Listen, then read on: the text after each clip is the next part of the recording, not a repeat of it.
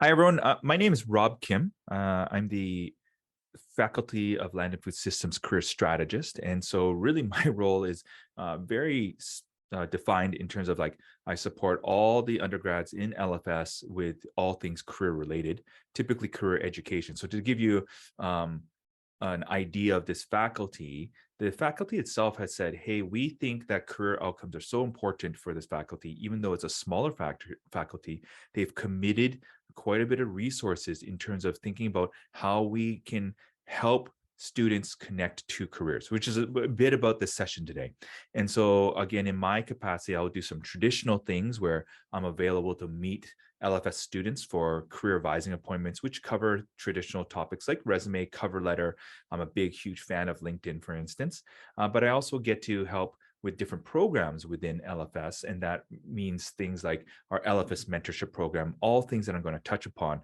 And one other thing that I love being able to do is I get to go into some of the LFS classrooms, into your courses, where I get to connect the learning and the experiences that you're doing and thinking about how does this connect to career. So I feel very privileged and fortunate to support such a wonderful class of individuals. And I hope today, from you listening to this, you're able to kind of think about, yeah, is a LFS degree right for me? Is this faculty a right fit for me?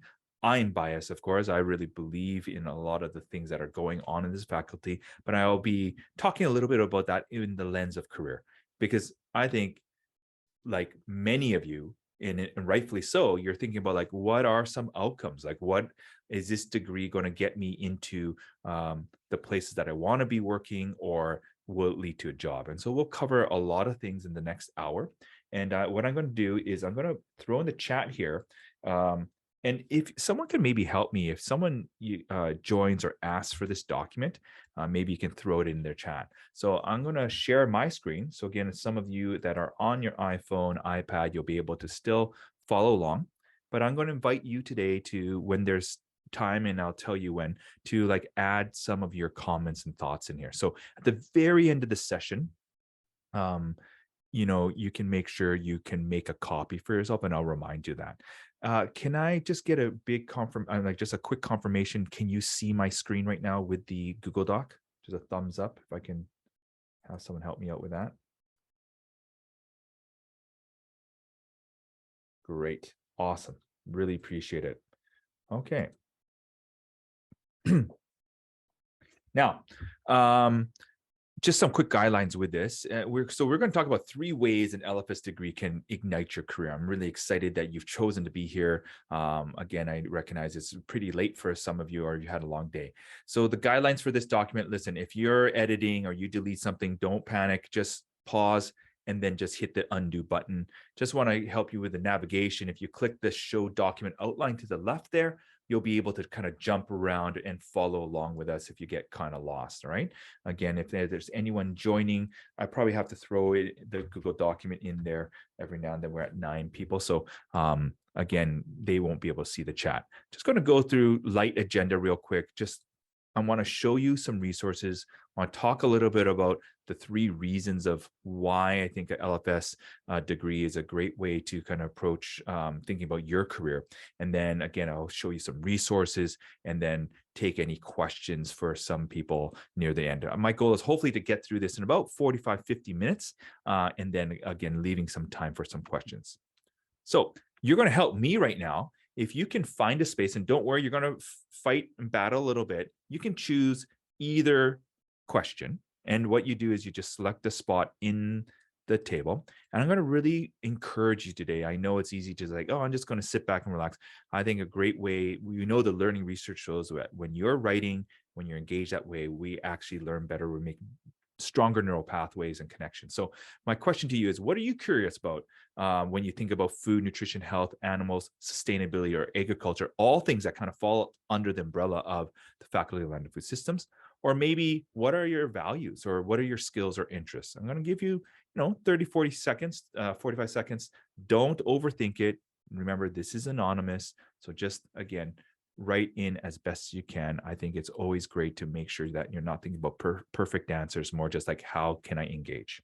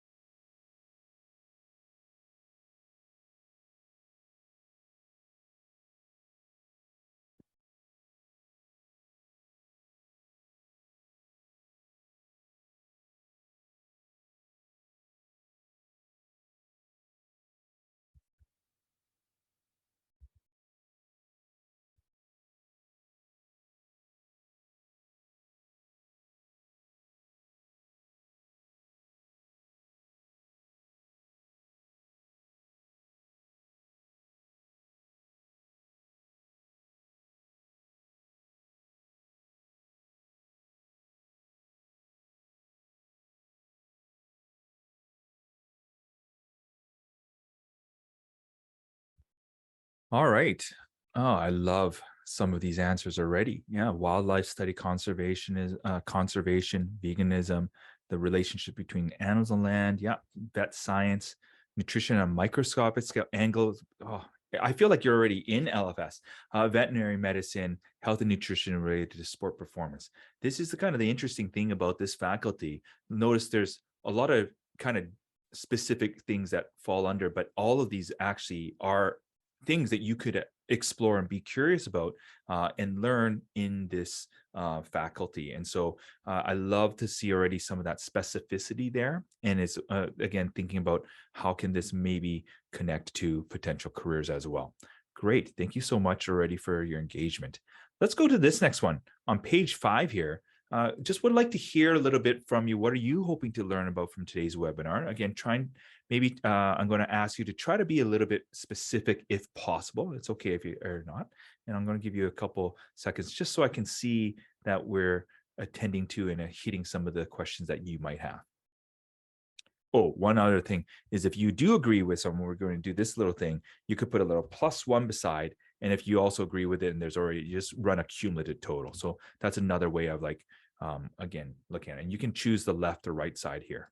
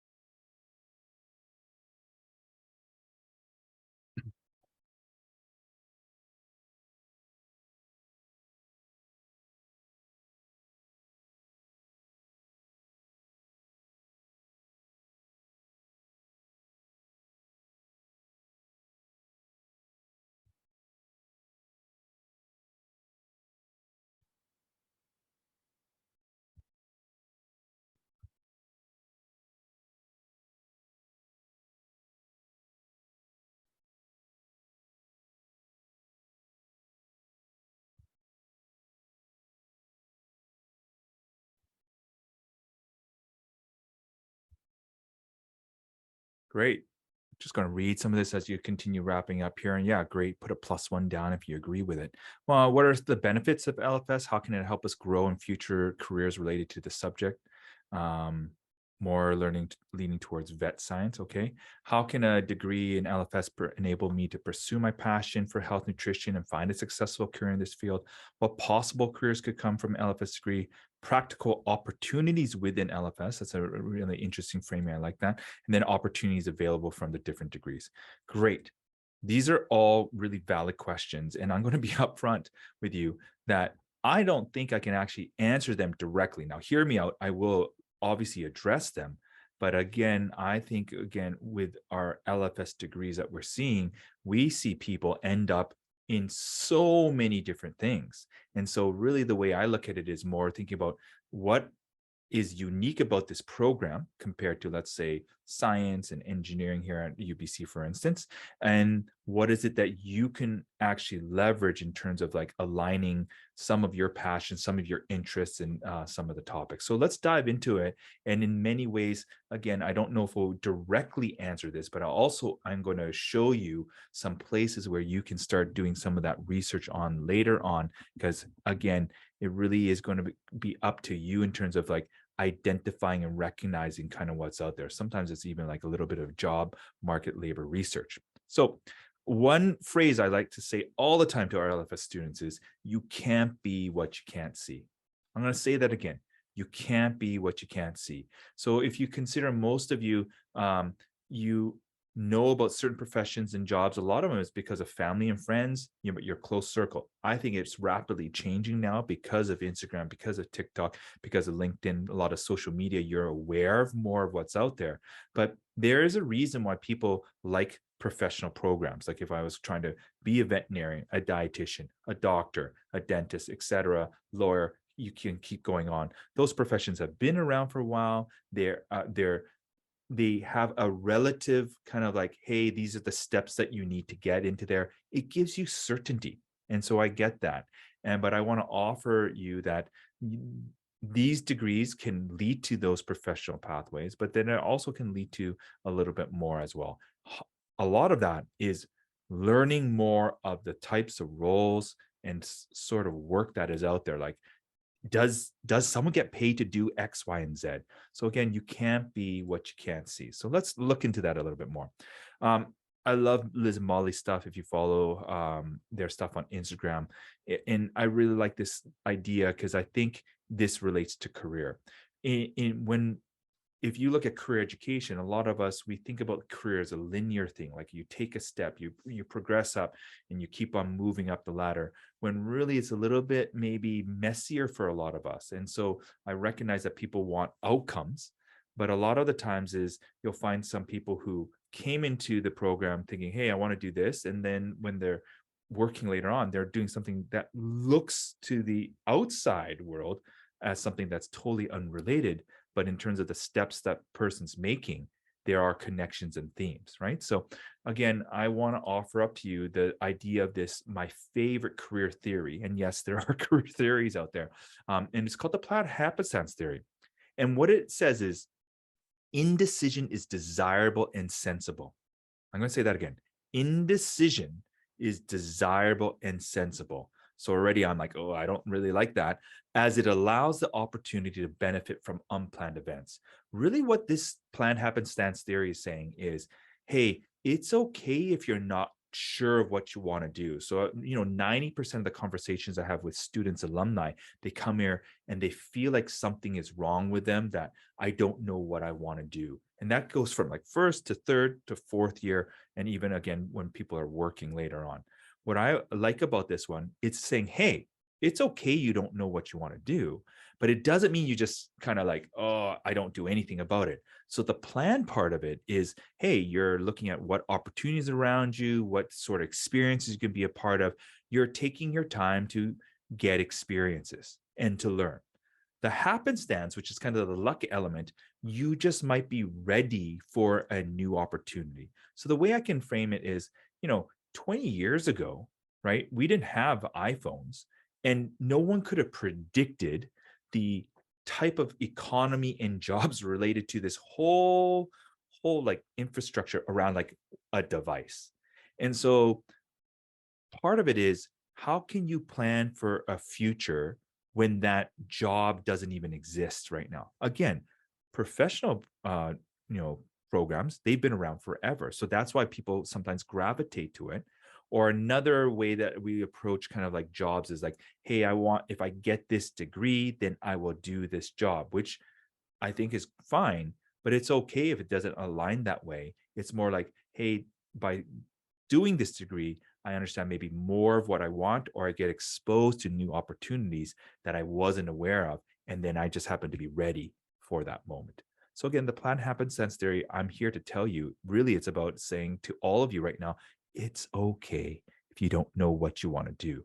What it is more looking at is like, how can you actually take some action in the present so you're ready for that future opportunity?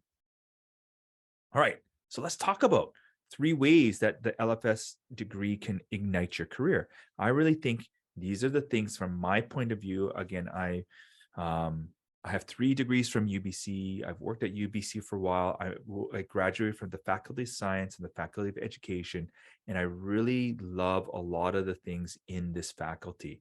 And so, of course, I have some biases because I've been working with this faculty now for 4 years. But from my point of view and seeing what the landscape, I think these are the unique things of this faculty: flexibility. We'll talk about the uniqueness and community. So let's talk about flexibility. Through the courses and electives in this program, there's interdisciplinary approaches, there's experiential learning, research, and student involvement. A lot of that are just sound like fancy words. What I'm really getting at here is the faculty has a real viewpoint of, hey, the world has a lot of wicked problems. Wicked problems require real, like a multitude of solutions. You can't just approach it one way. So an example of a wicked problem would be like, how can we, lessen like climate change and impact? And so what that requires is a whole interdisciplinary approach you need a multitude of solutions for very complex problems.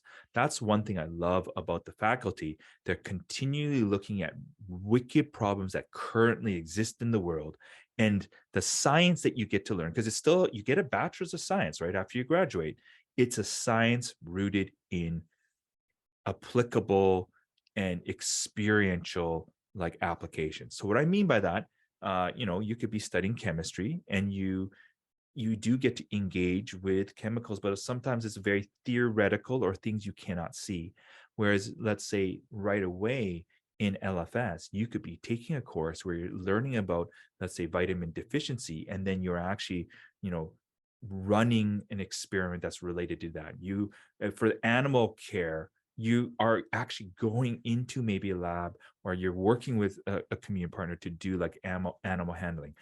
Every student in LFS gets to experience experiential learning where you're working with other people, which sounds like for a lot of us like, okay, I don't want to do that. But really, what a great way to get some reps and practice working with people, because when you look at career outcomes and what people are looking for in this day and age, they want people who they know have good people skills, human skills, and are able to collaborate. And you get lots of opportunities through that. But let's go back to the flexibility to explore. What I like about this is there are different ways to figure out more of what you don't like and you like. And that comes from, again, the types of courses where you're doing more hands-on learning, sort of research and the student involvement. So let's look at that. Like, how do you like to explore? I'm going to take you to a resource here that you can open up right now. And this is what can I do with my land and food systems degree? So this is just giving you an overview of the faculty. There's things that you can consider. These are the sort of experiences that any LFS student and UBC student really can access most of the time. And it allows you to go through and just learn more about this faculty. Again, you can't be what you can't see. One thing that I like about this one is at the very end, everyone, we have all of our 8 programs here. So some of you might have attended the food, nutrition, health and the applied biology sessions yesterday, but they further break down where you can actually get into like under different umbrellas of each of those, kind of programs, where you can have applied animal biology, dietetics, food, nutrition, health, food science, food and resource economics, global resource systems, nutritional sciences, and sustainable agriculture and environment. If you click that, what I've done is I've compiled the sort of skills you might be learning. You can look at the national occupational classification systems, where these are some of the jobs that might be related, and it allows you to kind of just, again, learn more of what's out there. And then you can see like the types of involvement that you can do, how you can build your network with different associations. So for instance, if I was thinking about the sustainable agriculture and environment, I would really start maybe looking into the world of agrology, specifically the professional designation of being an agrologist. It's a really interesting designation, and it's something that you can complete through this program. So when you graduate, you will be able to apply for this designation. And it's a really kind of interesting work. It can sometimes it's flexible as well. So that's something like I had never heard of an agrologist until I started working with, this faculty, for instance. So again, I think that's a great way to look and explore some of those options. And notice that starts answering a little bit of your questions. The big one here is you might want to even sometimes start creating a hypothesis for yourself, and that allows you to maybe search a little bit more specifically. The other one that I love is the LinkedIn UBC alumni search. And so when you go to the University of British Columbia, for instance, this is using a keyword search, it's a Boolean search, and you can go to food, nutrition, and health. Now, if you don't have a LinkedIn profile right now, that's okay. But it's a nice thing that you might want to consider creating, even though some of you are still in high school, because the research and the things that you can see are pretty powerful.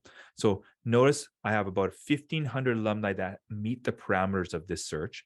I can start seeing where they are, where they work, what skills they have, what they studied, right? So again, I'm going to look at that, and then I can start looking through, and it's not necessarily like what where they are at. It's also sometimes understanding what they're doing. This one also right now, you can see there's a lot of students on here in our faculty because I promote LinkedIn and I talk about it all the time with our students. And what it allows you to do is you can even see what students are doing. So for instance, if I click Caroline, I might take a look and notice not a lot being shared. That's okay.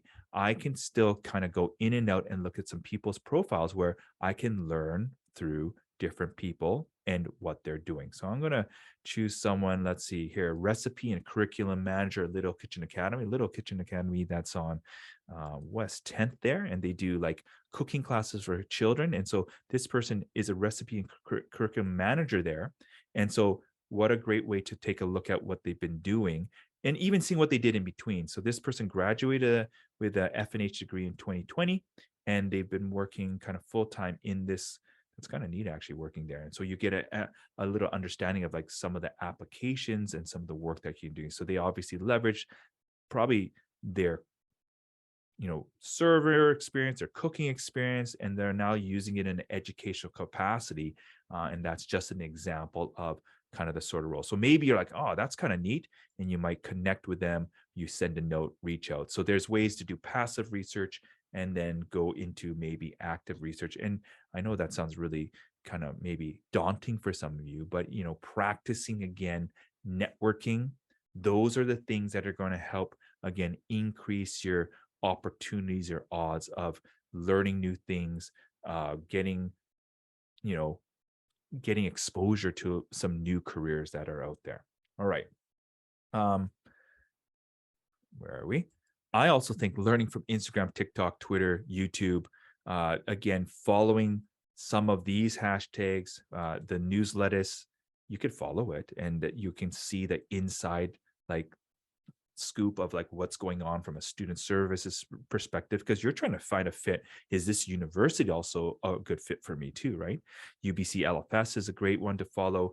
I run Career Carrots, which is, we have a podcast. If you listen to some of those episodes, you can actually like get a sense. We actually have a series where I talk to a couple students within LFS, and you can hear some of the career strategies that we're talking about. LFS US stands for the Undergraduate Society, so you can see kind of the involvement and some of the events that they're doing. I really think this is a great way to learn. And you can also start learning about different programs. Like if you're interested about dietitians, for instance, dietitians are really good, not really good, I should say, a lot of dietitians, a good chunk of dietitians actually have a really good social media presence. And so that's a great way to get some insight, right? You won't know everything, but to get some insight of like, hey, this is a possibility. This is what it could look like.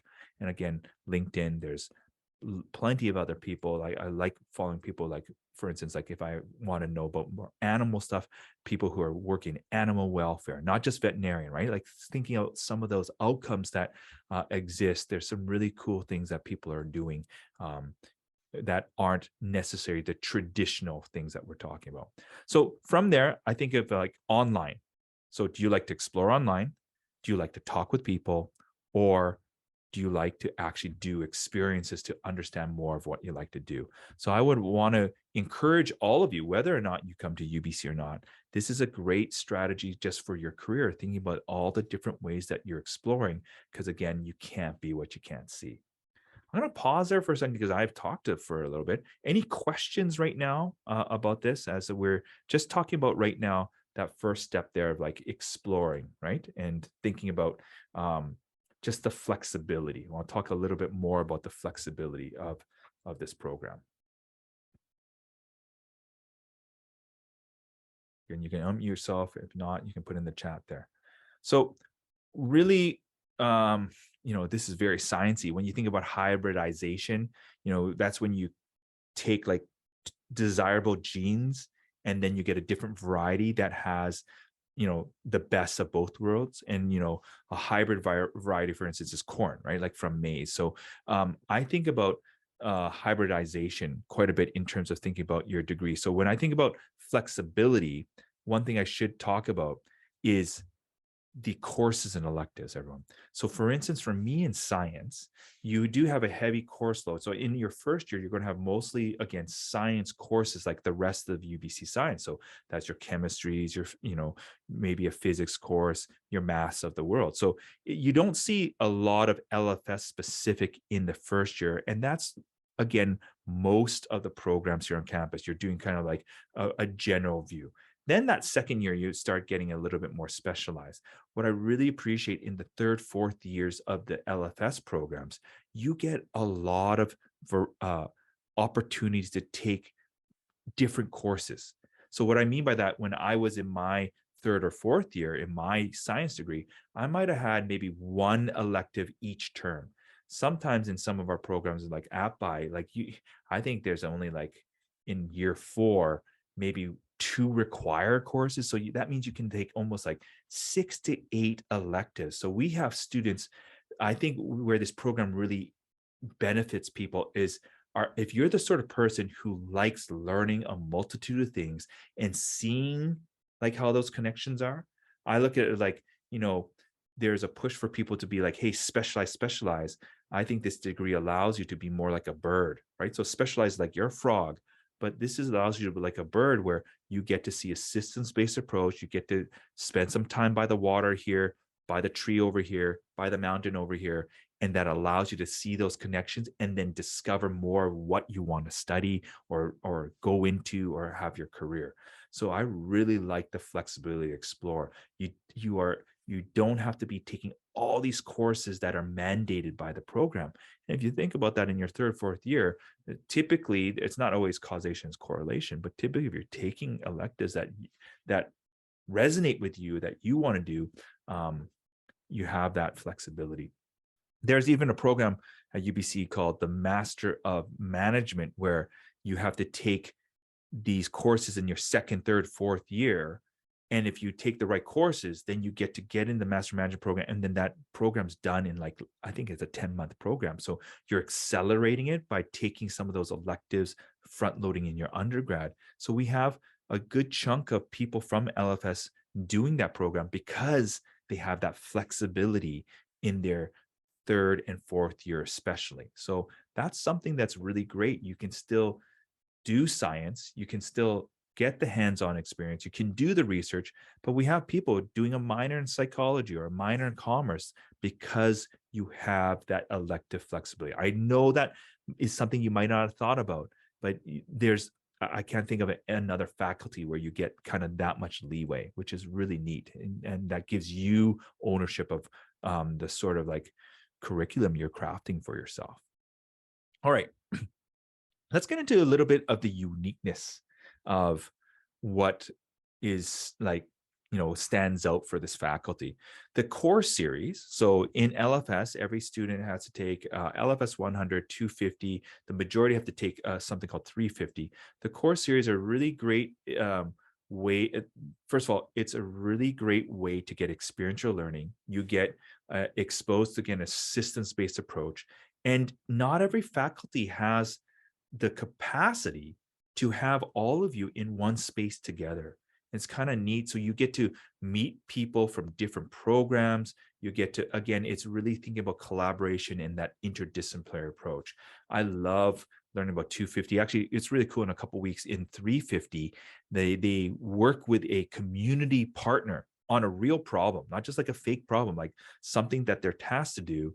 And then they work on that project with that community partner. And then you make a kind of a infographic around that or a conclusion. And it's really neat.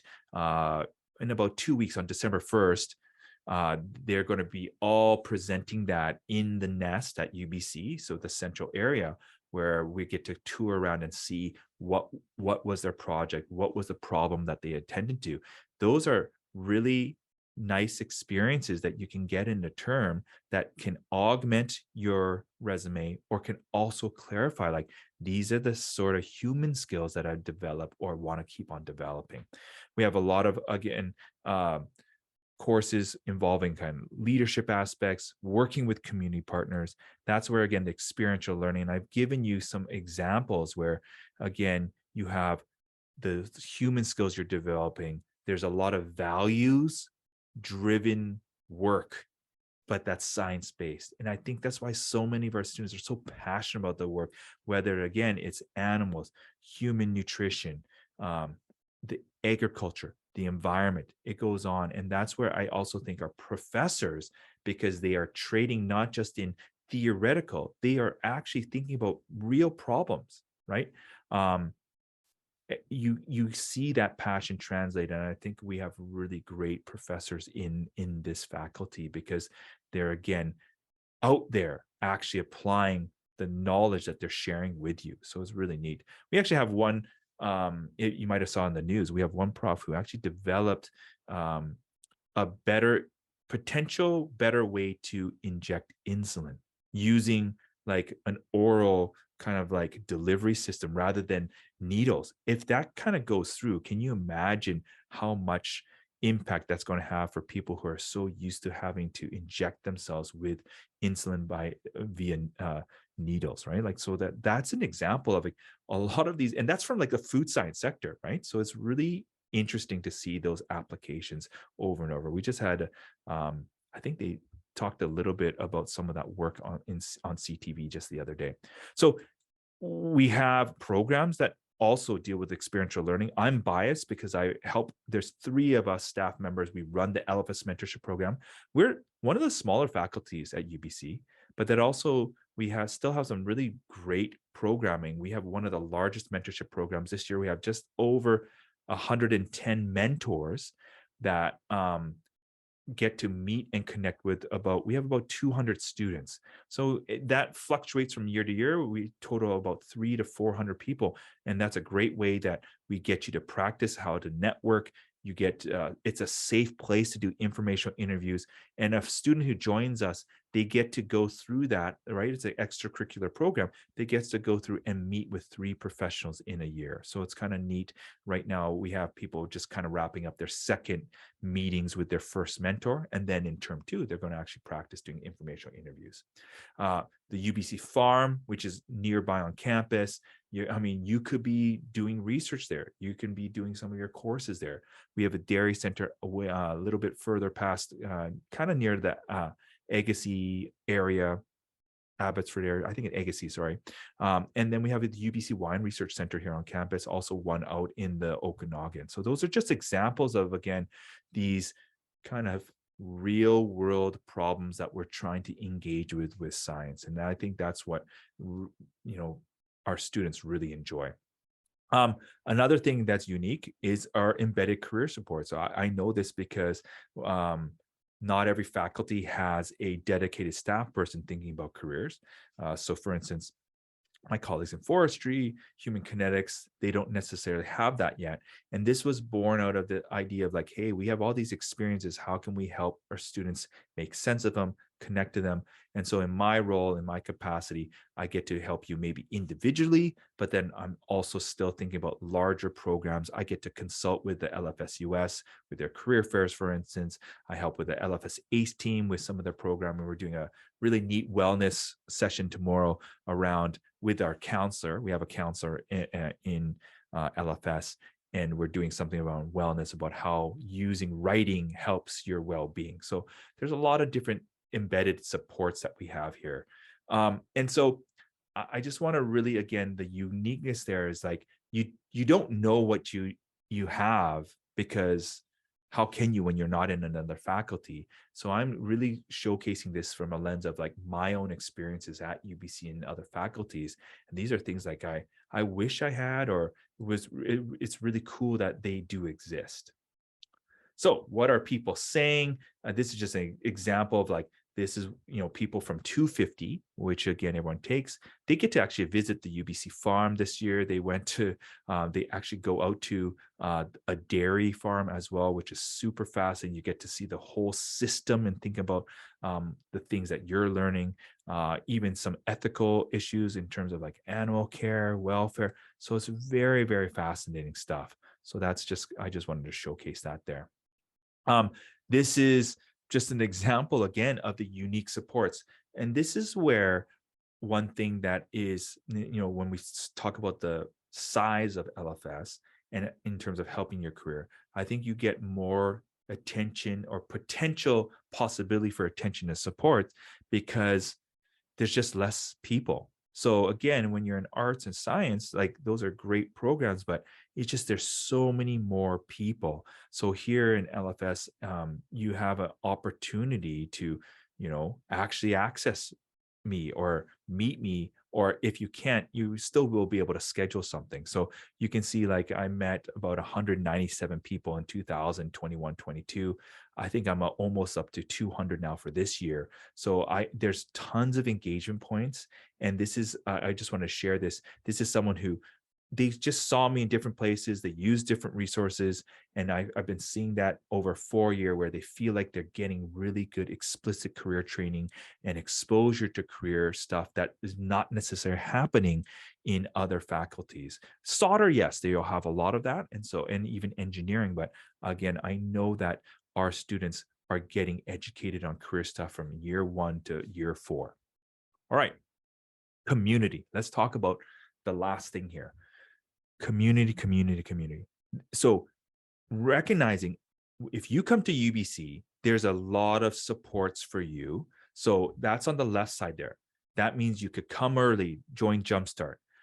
If you're a commuter in first year, UBC Collegiate is amazing. There's spaces dedicated, physical spaces where you can store your lunch, you can store things, you get to meet other people from other faculties, you get assigned to one of the 8 locations here on campus. I'm biased because I used to run that program. And then imagine UBC, right? That's like kind of orientation. UBC co-op that's available to you. UBC Work Learn. I hope you recognize that. That's a great program where you can apply to jobs that are 10 hours a week. We cap it for you.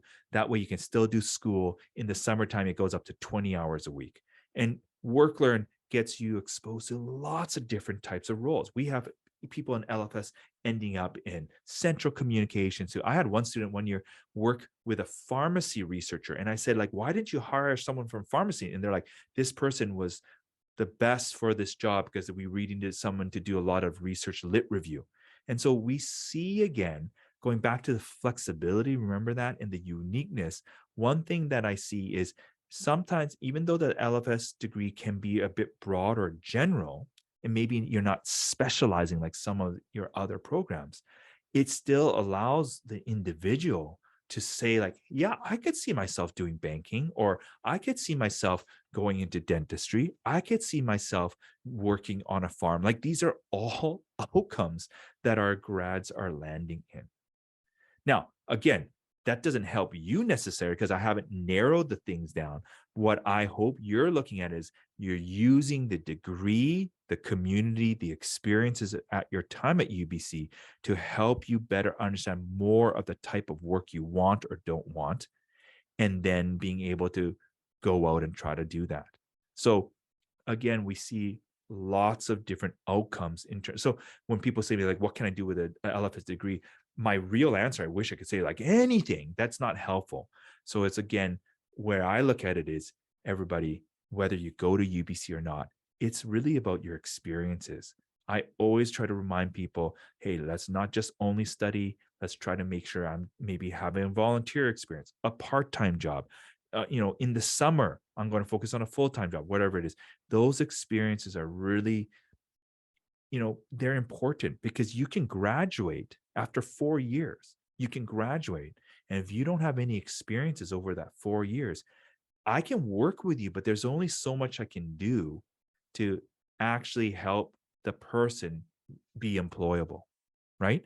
So again, whether it's UBC Co-op, UBC Work Learn, whether you're volunteering with Jumpstart later on, whether you're, accessing the Center for Student Involvement Careers, there's a lot of different ways at UBC to be involved, to get experiences. Now, that's UBC, everyone.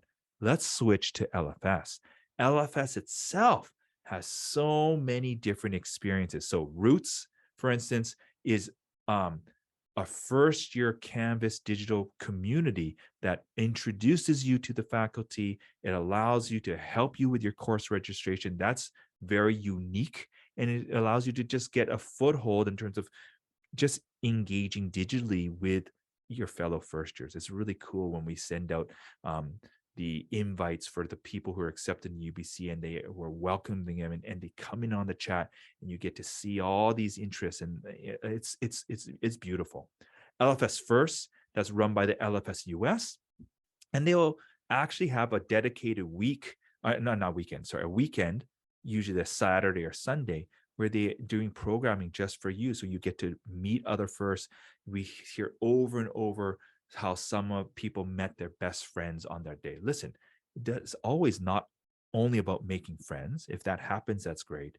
But I also think about when we talk about community, it's just making these weak ties. Weak ties are very powerful for your career. That's how you learn about new things. The mentorship program is something I talked about, core series, the undergrad society. They are so many different ways to be involved. As a first year, it's sometimes hard to be involved at UBC because a lot of the hiring or the positions that were up for grabs, they do that hiring right like in January, February, March. So when you come in, it's like, I would like to do some stuff, but there's not necessarily that opportunity. But I do like that within LFS, there are still entry points for first year people to get involved. And these are all things you could get involved. Yeah, LFS ACE team, a little bit harder to get involved because again, that's a group that gets hired the previous year, but that's something you can look forward in second year. We have LFS Wednesday night dinners. It just kind of goes on and on. So I just did a little bit about that. I haven't even talked about, UBC NutriKids, Roots on the Roof. Those are all things that if you go back here, everyone, okay, check it out. You'll see some of the UBC Sprouts, Nature Kids BC, like a lot of different involvements here. Agora Cafe, that's really cool. It's a student-run cafe. It runs downstairs of the McMillan building that I'm in, and yeah, it's really neat. I mean, it's very accessible food in terms of like price point, and again, we have so many different ways that you can find a community and get involved. Notice if you take both the UBC one and the LFS one together, I really believe this is a faculty that if you choose to engage, you can find that engagement and you can be known. What I mean by that is when I was in science, I was very overwhelmed for that first 2 years. I felt like a number in many cases. I didn't really get to know a lot of people because I was just kind of commuting. I was going to class, and then that was kind of it. So I recognize again, LFS, there's again a lot of opportunity, even if you don't do it in your first year, it's your second year, your third year. And another way I can put it is I know a lot of students by name, and I know that they can recognize me, and that goes with the academic advisors. It's not that, again, in science that can't happen. It's just, there's sheer number of people that advisors have to see. It's really hard to get to know people. It's really neat that me and my colleagues in student services, we can see some of the growth. We get to meet you repeatedly in different touch points. That to me is all community.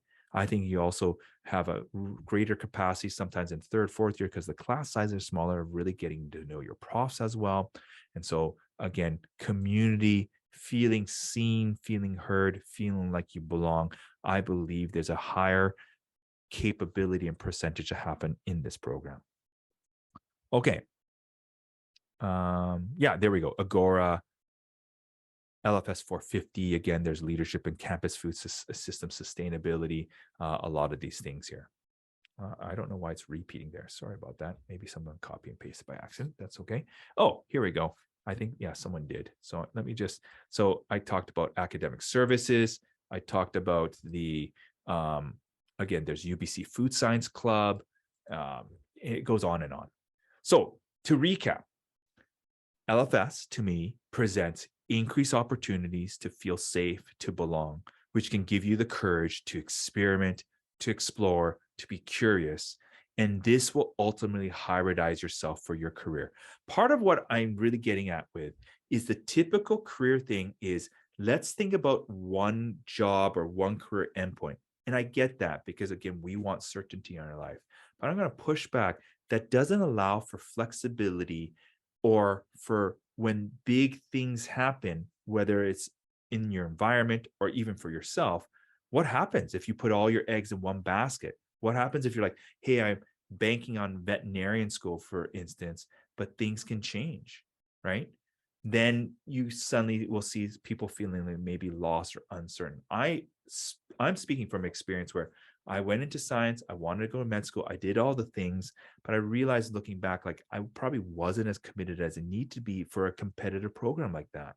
And so again, if you're going to a competitive program for a veterinarian, I don't want to discourage you. Like, yeah, go for it. But you really then need to be very on top of things. I wish it wasn't the case, but these are competitive programs. And so I didn't get into med school. And then I was kind of lost because I almost kind of put all my eggs in one basket. And moving forward, I realized I want to focus on skills that are transferable, that never go out of business, and that'll allow me to pivot, in which I have pivoted in my career, but I've been using maybe 3 or 4 skills and really building upon that. That's another way to build your career. There's different ways to do it. So for some of you who have those defined outcomes, that's great. But I also want you to still maybe start strategizing, thinking about like, yeah, what are maybe some other outcomes? Or maybe can I focus on 3 different things and get a sense of what's out there?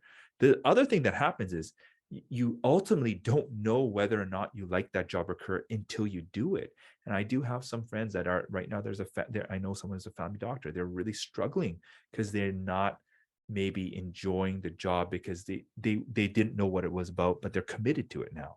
That can happen. So I'm looking at, again, how can this degree allow me to be flexible, adaptable to the ever changing market conditions of careers, right?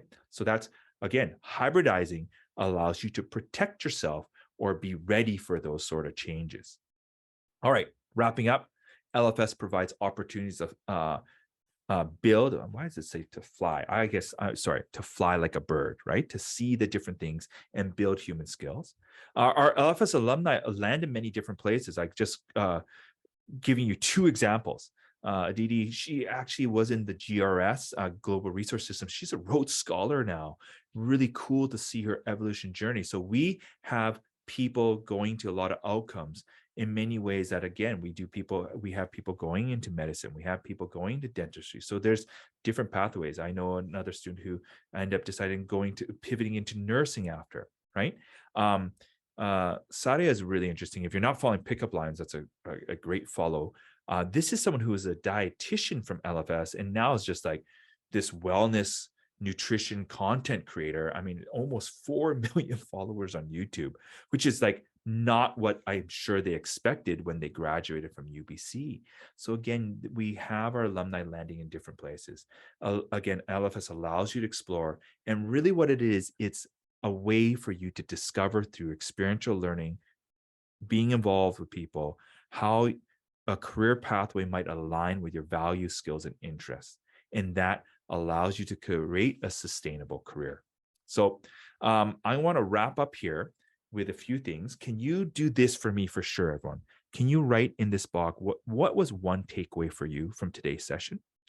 And then I'll have an opportunity to show you some more resources and then answer maybe some of the questions for all of you who, were very patient hearing this whole kind of presentation here today.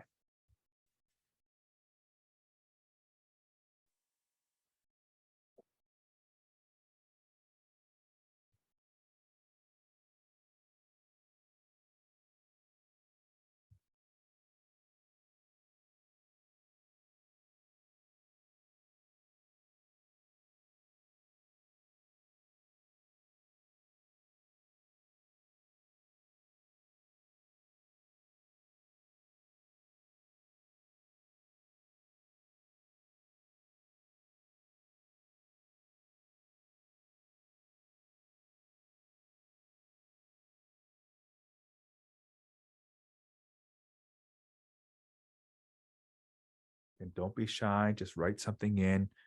We know the learning research shows just by even asking this question at the end of your class, end of a learning session, this really actually creates stronger neural pathways in your brain. Just even a simple, what's your one takeaway? So I just hope you can even carry that with you just into your own studies. Oh man, I'm impressed. Like I got goosebumps reading some of these, like these answers, you're opening and exploring your interests, yeah, in a practical way is a good thing. It is. You don't need to know the answers now.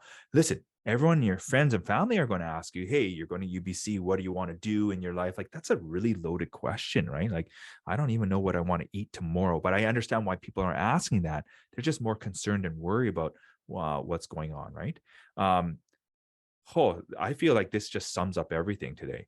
Need to choose a major that allows you to grow in different aspects so that you're ready to embrace the ever-changing world and economy. I really like that. It's like thinking about a little bit differently, like rather than, hey, this degree needs to match. I saw this some a data point, and this is not again to dissuade you from pursuing higher education, but the reality is most undergrad degrees, people, their jobs, I think it was like 70% of people are not actually doing something related to their degree. So I would love it to align for all of you or allow you to utilize it. But I'm a perfect example where I might not be using everything explicitly from my degree. Like I'm actually a science person and I'm here on talking about career.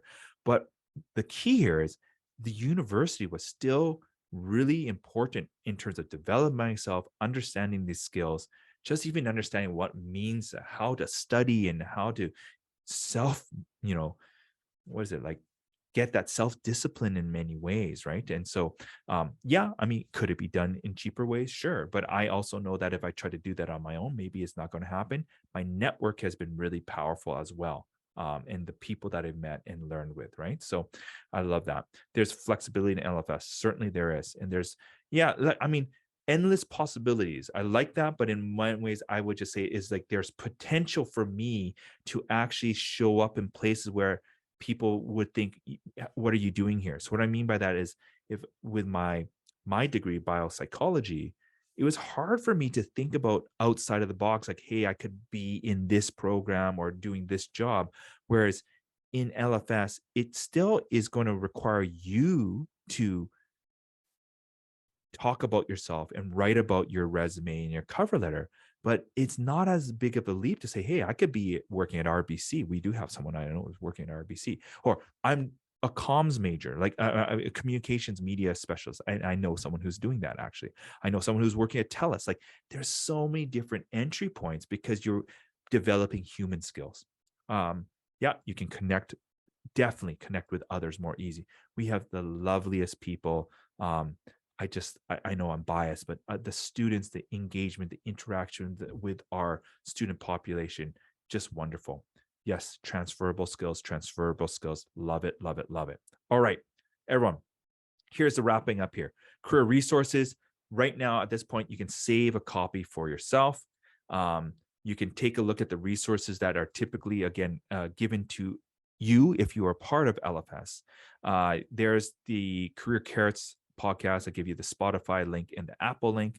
Those are ways to learn. So again, utilize social media in some more productive ways sometimes, right? So again, whether it's following some of these channels I refer to on Instagram. Again, here are more ways that you can build your career, thinking about the community, look at the faculty size. That's a big one. I kind of talked about it a little bit. Actually, this session is not happening, but we have this session on Saturday. So I should have updated that. So if you can want to join that one to zoom in there, you'll be able to look at that. There's some, again, looking at some of the courses. And here are the examples of career supports that are going on. And again, you can look at mentorship program, what you can join to that. And then the last one is, hey, you can email me. You can ask me some questions, specific questions. If you're not even going to UBC, feel free to follow me on LinkedIn. I post there about 3 to 4 times. It's a way for me to educate students. And it's something that I'm passionate about. And I look at this as a great tool for you, for your career. And I like to practice what I preach there. Okay. I went a little bit longer. I expected that. But at this point, I want to thank all of you for being here.